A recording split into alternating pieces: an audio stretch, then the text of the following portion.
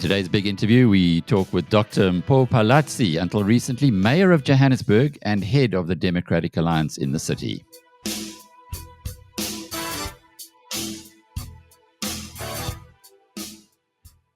Dr. Phalatse, good to be talking with you. It's been a hectic year. I think it was 10 months that you were mayor of Johannesburg. Before we get into that, how did politics grab you? How did you get attracted into that, into the service of your fellow, in this case, as ratepayers? Well, I'm a medical doctor by profession, so I trained to heal patients. But with time, I realized that you can't heal patients without healing the environment that they live in. And, the WHO talks about the social determinants of health, and they talk about health in all policy. So, in order for you to effectively address healthcare issues, you need to address upstream determinants. And that talks to access to decent housing, access to clean running water, clean energy, employment, access to adequate nutrition, and so on. And as a doctor, you feel so frustrated when you treating this diabetic patient that's unemployed, doesn't have access to proper food. You're giving them all the meds, and they're just not improving, and you end up losing them. So I was frustrated, and that's how I got drawn into public administration. So I came to Johannesburg in 2011 to specialize in public health medicine, which is really public admin with a focus on health care. And it's a 4-year program at Wits University. At the end of the 4 years, I found myself at Alec's clinic, where I did casualty sessions. And there again, I was confronted by abject poverty in Alexandra, and people's lived experiences were just unbearable, even for me as an observer. And I was just too troubled to not do anything about it. And after a few conversations, I realized the only way was to get into politics. The idea was to be a part-time counselor and to be based in Alexandra, drive issues around Alex and see if we can improve their living conditions. And that's really what the aim was. I was still going to continue with my medical practice on the side and other business that I was busy with. But things did not turn out that way. We ended up in a coalition government, and I was appointed to the then Mayor Herman Mashaba's cabinet as the MMC for Health and Social Development, which is a full-time position, so I had to drop everything else. The rest is history. Yeah, indeed it is. But you would then, I presume, describe yourself like Athol Trollip describes himself, as a conviction politician, not a career politician. I struggle self identifying as a politician at all. I'm a politician by virtue of what I do, but I don't see myself that way, and that's not my natural inclination, actually. And you'll see if you observe how I operate, you'll notice that I'm really not. I'm not a politician, and I understand the importance of politics if you want to govern. I understand the need to have that delicate balance between the politics and doing the work, and I'm learning that balance because it's important. But yeah, I see myself as a servant of the people. I love to serve humanity. It's what I've always wanted to do, and I don't know how it would play out, and it happens to be in a political space. So let's just go back a little to the November 2021 election. After the votes were counted, the Johannesburg has 270 seats. Let's just relay the groundwork there. So you need 136 seats to govern. The ANC came in with 91, the DA 71, Action SA 44, EFF 29. So a coalition between yourself and Action SA would still leave you 21 seats short. There wasn't a coalition until the last minute. It was almost that Action SA, or certainly Herman Mashaba, has told us that he wanted to put you into government or to make you the mayor. How did all of this work out, and was it a surprise? It was a surprise. I mean, I went in believing, I'm a person of faith. So I really believed that something would happen. I didn't know what and I didn't know how it would happen. But I believed something would happen because I would have had to have a very strong conviction to even start the journey in the first place. And that's what brought me here. But when I went to that election that morning, I only had 26% of the vote, no coalition partners, in spite of weeks of trying to put a coalition together. There's absolutely no success, not even a single partner on our side. And so I went there and just waited it out and waited to see what would happen. We started observing a trend, of course, in other parts of the country that morning, where we saw the EFF voting in DMAs in other parts of the country, and we sort of got a sense that the pattern was likely to repeat itself in Johannesburg. It was around lunchtime. I remember when Helen Zille asked me, "Do you have an acceptance speech?" And I said, actually, I don't, And she said, well, I think you should start writing one because it looks like it's coming here as well. And that's when I brought out my laptop and started writing my acceptance speech. And yes, that evening I was elected mayor.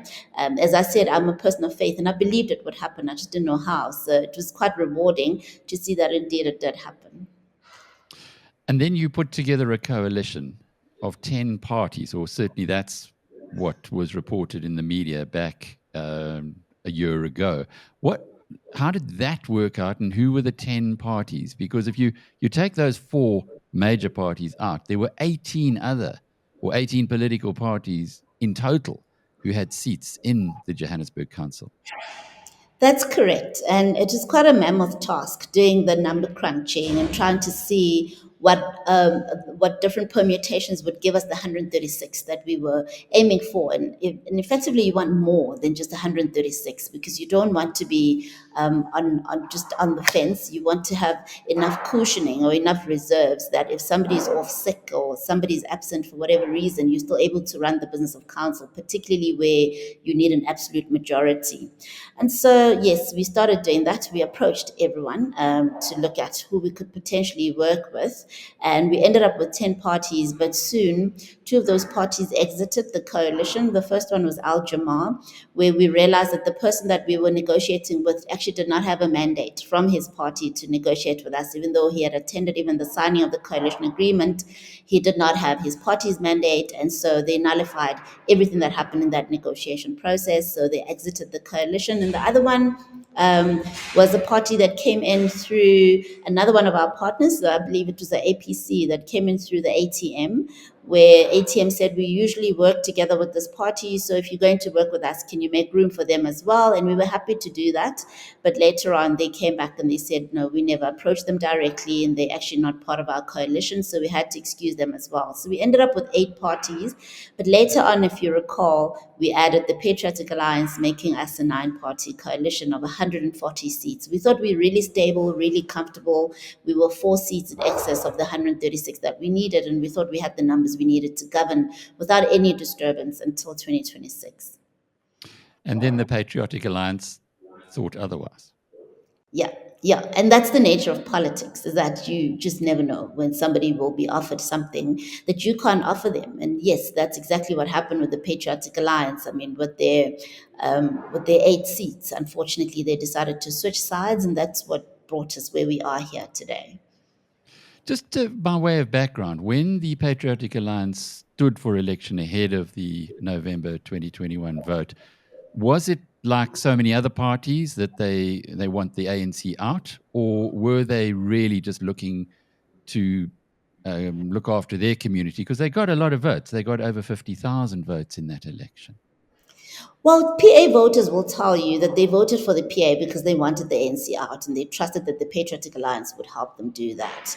But the Patriotic Alliance has always been clear. I mean, at least the leadership has always been clear in their interest, and that their interest is money and opportunities, jobs and contracts for their people. And we're seeing that play out. I mean, sometimes when someone tells you who they are, you must believe them the first time, or otherwise you learn the hard way. And that's what we're seeing. So they had one portfolio in our coalition, which was the health and social development portfolio. It wasn't what they wanted initially. They wanted 2 portfolios, but we only had one to give, which was actually occupied by the Freedom Front Plus. So they actually made room in order for the Patriotic Alliance to be accommodated in the coalition in order to strengthen our numbers. And the FF Plus then moved over to the legislative side, and they took up an oversight position, a chairperson position. And that was the compromise that brought us there. But PA was always clear from the very beginning that they actually wanted 2 portfolios, and they were very clear on which portfolios they wanted. And I believe one of them was economic development. It's quite interesting to see that even in the coalition they're part of now, they didn't even get economic development, but they ended up with transport and housing. So what does this tell us now about the next election? Because in 2024, clearly the ANC on current indications are going to be below 50%. How much below 50%, only time will tell. But then we're going to be doing more of the coalition politics at that point in time. And from where you sit, having been in the fire for the last 10 months, how are you seeing that, or what lessons have you learned here that you can take back to the DA as a whole for the national election in only, 18 months' time? I think there's lessons all around, and it's not just lessons for the Democratic Alliance. I think there's a lot of lessons for the electorate as well. I don't think that our voters understand the numbers game in politics and in governance. I don't think they get it. I think a lot of voters think, well, I'm going to vote for the party that I like and we see what happens. But I don't think they're strategic enough to say, what does it mean if we've split the vote so much that a municipality is hung? And, what does it mean that we've split it so much that you end up with a coalition of so many parties that it becomes almost impossible to govern? So I certainly think while coalitions can be a good thing and they can work, and we see them working in other parts of the world, of course, there's legal frameworks that support coalitions to work. For instance, in the last DA mayoral breakaway, we had a delegation from Denmark, and one of the speakers was a former mayor and current deputy mayor. And one of the things she shared was that there's no motions of no confidence in Denmark. It's not allowed by law, and that if you're a mayor, it's expected of you to finish your term, and that it's even difficult for you to resign. You need council permission to resign. Even if you're sick, you need to ask permission, and council can still say no.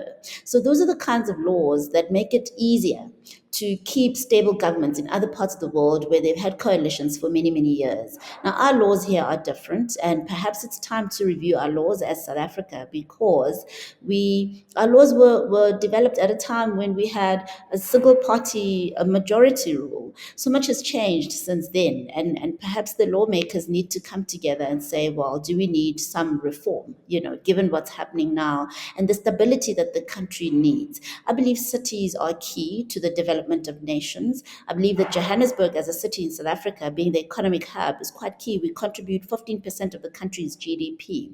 Now, you can't afford for South Africa to have an unstable city of Johannesburg. And that's where the lawmakers need to really assist us, so that we stabilize our coalitions should we end up in coalitions. But I certainly think it's easier to govern if you have a full mandate, a clear mandate. It's certainly easier. And I see it with some of our counterparts in Midvaal, in the city of Cape Town, for instance, and in many of the municipalities in the Western Cape, where other DA mayors are able to govern, and they govern well, and they're able to showcase after the 5-year term what they've been able to do. Whereas here you spend so much time in negotiations and consultations, and it's really time consuming. It is. It has to be done when that's what the electorate has given you. And we have a commitment. We've made the commitment to the residents of Johannesburg that we will make it work. And that's why you see me standing and fighting today still. Indeed. You have taken the motion of no confidence, or your firing as mayor, to court. What's behind that? We're in a democratic state and we embrace democracy and we understand the importance of democracy. However, where our democracy is under attack through processes that have no regard for the rule of law, for the rules of council, that is hugely problematic. It's not something that can be entertained or even promoted or protected. And what happened that day was completely unlawful. So many things were wrong, that were done wrong, from the programming committee and how it was put together, how it was set up and how it was run, to the actual council meeting itself. Programming is a committee of council. It's one of the Section 79 oversight committees, if you like, and it's a committee that decides, for instance, on the agenda of every council meeting and so on. Now, this meeting was called within a 3-hour notice period. Ordinarily, you'd have about a 72-hour notice period. Reports would be circulated so that members of programming are able to go through them, consider them, so that when they come together and debate whether or not those reports reports are admissible and should be allowed to go through to council. They're well informed, and if there's a need to even consult their legal experts, they're able to do so. This did not happen this time around. You had a programming committee meeting that was called at very short notice. 3 hours is ridiculous, particularly after the speaker had made a pronouncement at the end of the last council meeting that we'd only have a special council meeting after recess, which was only after the 10th of October. So for her to have just changed her mind overnight and expect that people have not made other plans, people have not traveled just before recess was ridiculous and unreasonable at best. However, that's not the only reason of the programming committee. Programming has representatives from different political parties. It's very carefully constituted for representation. So to make sure that all parties are well represented and that there's fairness in terms of the distribution of voices in that programming committee. Now, what we saw here is we saw a programming committee that did not correct, and they were not supposed to go ahead with an incorrect programming committee. It should have been called off and it should have been adjourned for another time when you could have people forming a quorum. That did not happen. They went ahead. The last thing about the programming is that they then tabled a motion which was declared inadmissible, which was the motion of no confidence in the executive mayor, which was declared inadmissible by a previous programming committee based on the rules of council. One of the rules says if there's a matter or one of the issues raised in that motion is before the courts or it's before a Section 79 committee of council, such a motion is not admissible. It cannot be considered by council. Now, one of the things that they mentioned in their motion was a matter that's currently before the courts, where Herman Mashaba has taken the public protector to court, and the motion was rendered inadmissible based on that. However, this incorrect programming committee forced this motion through to a council meeting that was called for the following day. Again, no adequate notice for this council meeting, and the council meeting was illegal itself because it did not observe the rules of council. They went ahead and they considered this inadmissible motion, and that's how I was then illegally ousted. They went ahead then and elected a mayor without notice. You're supposed to issue notice as the speaker if there's going to be an election, such an important position, such as the position of mayor of the city. You cannot just elect a mayor on a whim. And this is exactly what happened. You know, the IC was there and there was a short caucus break and they set up and there was an election of a mayor. So the whole thing was illegal. Whole thing was a farce. And it's on those grounds that we're going to court. So let's just say you win in court and there is another vote. The way things stacked out with the PA now being part of the ANC and its alliance, surely it's unlikely that you would get re-elected, or have you got something else up your sleeve? So we are in talks with various political parties. Like I said, we're not going to go down without a fight. This is a fight worth fighting. We're very concerned about this corrupt cabal that's taken over the city. We believe that their only agenda is to loot the city's coffers, and we believe we have a constitutional duty to our residents to protect their ratepayers' money, to protect the city's budget, and to make sure that services are rendered with the money that they contribute towards the city and whatever we get from other spheres of government. So yes, we're in talks with various parties. There's various negotiations at all tiers of government, national, provincial, and local. And it's still early days, but I'm quite hopeful that we will be able to A, be reinstated, and B, remain in government. Well, certainly the statement that you issued yesterday was very hard hitting. Once again, describing the ANC as corrupt, something which we've heard from many people now in South Africa, including your federal chair, Helen Zille, who calls it a criminal syndicate. There was suggestions that you were going to get sued because of this. What came of that? Nothing, absolutely nothing, because it was absurd to even accuse me of defaming a political party. You can't defame a political party, you can defame an individual. But also, I was stating a fact. This is a well known fact. In fact, I had hordes and hordes of South Africans echoing what I said, instead of calling on me to also apologize. So it shows that everybody knows the ANC is corrupt. But if you look at what's happening in the city now, that corruption is already playing out. Some of the changes that they've already brought about in the few weeks that they've been in this illegal administration. They've told all the boards of entities to stop meeting, stop making any decisions. In fact, they want all board decisions from the 1st of September. Mind you, they only came in on the 1st of October. They want all those decisions to be put in abeyance. And we believe that these are targeted interventions targeting a certain entity where certain crucial decisions were made that they don't agree with. It's to protect one of their own from the corruption allegations that they were faced with, where they were about to be charged and they had been placed on special leave. We're seeing the city's Group Forensic and Investigation Services Unit now having a vacancy in the group head position, where we had somebody acting in that role since General Shadrach Sibia went back to the SAPS. We're now seeing that they've since removed the person that was acting and they've left it vacant. That in itself is telling. They've gone and made sure that Group Forensic and Investigations is not able to do its job, which is corruption busting. That's one of the things. It's really quite concerning. We're seeing key appointments, acting appointments, where they've moved people around. They've brought back people with questionable pasts, people who've been charged in the past by the SIU and various other organizations, including our very own Group Forensic Investigation Services Unit, which has investigated certain individuals. We're seeing those people back in key positions in the city in a very short space of time. All of this suggests that there's only one agenda in mind, and we need to move with speed to stop them in their tracks. It sounds absurd when you are a ratepayer in this city of ours and seeing everything that you've listed, certainly what Herman Mashaba disclosed when he was mayor as well, and yet it looks like we're going back again. Is there any hope on the horizon here when we look at, for instance, Nelson Mandela Bay, where there was clean governance for a period, then there was a very similar situation, it appears, to the one that you are facing, which then really drove the city down into the troughs, and finally they have managed to put together a coalition there.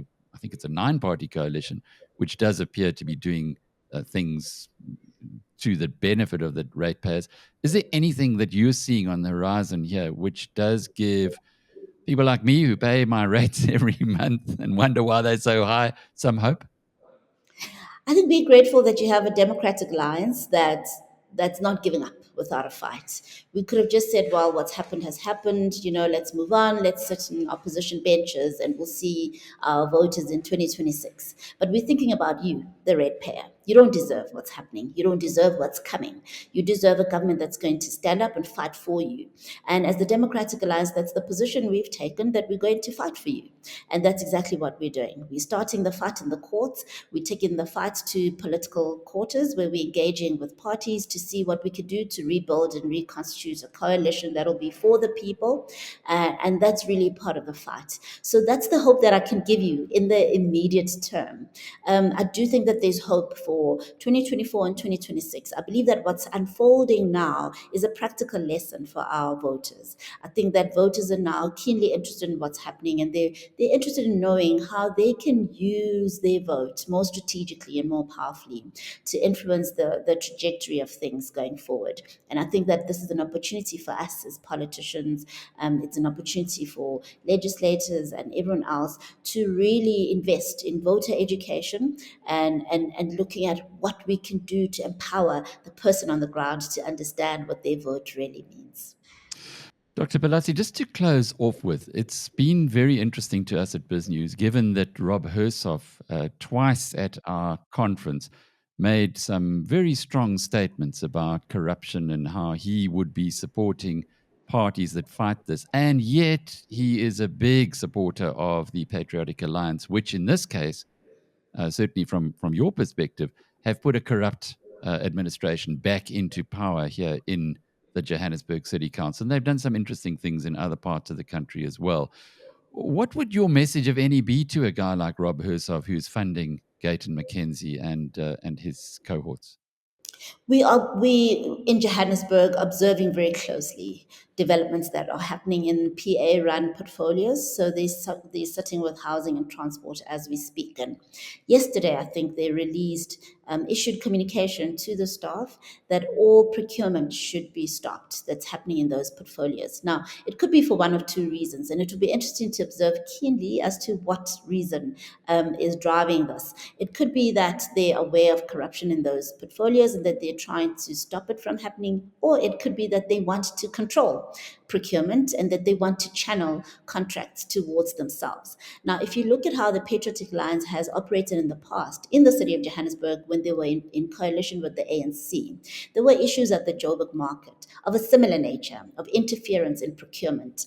And I'm leaning towards the possibility that they wanted to start to do the same thing, which would be sad because I worked at them in the health portfolio. I had no sense of such activities. It could be that now their partnership with the ANC is fertile ground for them to start behaving in a similar pattern. We are keeping a close eye on things. We will communicate. We will expose corruption. Whether we're in government or in opposition, we will expose it. And I hope that funders will be looking at this and that they will reconsider where to put their money. Dr. Mpho Phalatse is the Johannesburg leader of the Democratic Alliance, and I'm Alec Hogg from BizNews.com.